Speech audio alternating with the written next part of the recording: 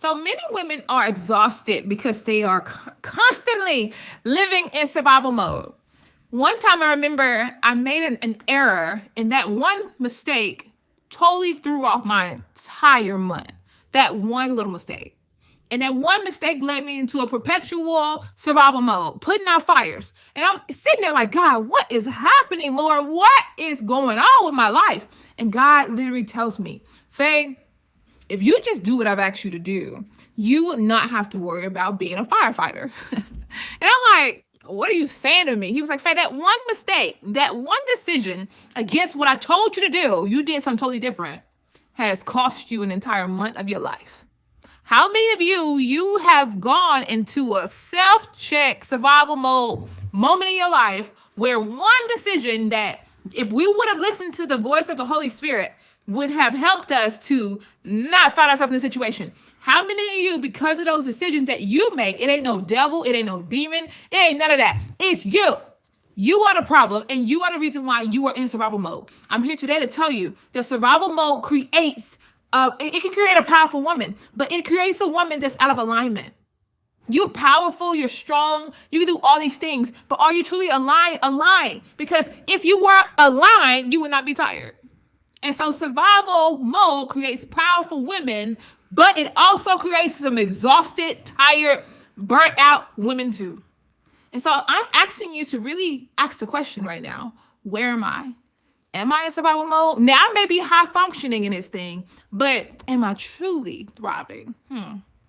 So, when we had to fight for everything, follow me, when you had to fight for everything and you had to learn to carry everything, you become the provider. You become the answer. You become your own Holy Spirit sometimes, where you think you know.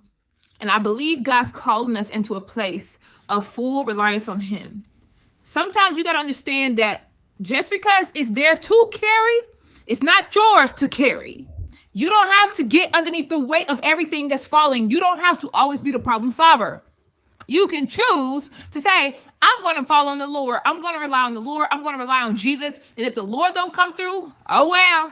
And that might be so hard and so scary. But if you're trying to come out of that survival mode loop, when you're tired and burnt out and you're a hard worker and you're driven and you're the one that everybody go to, I dare you to try to let it go. I dare you to, just for once. Okay? And so, survival mode and survival was never meant to be a permanent identity.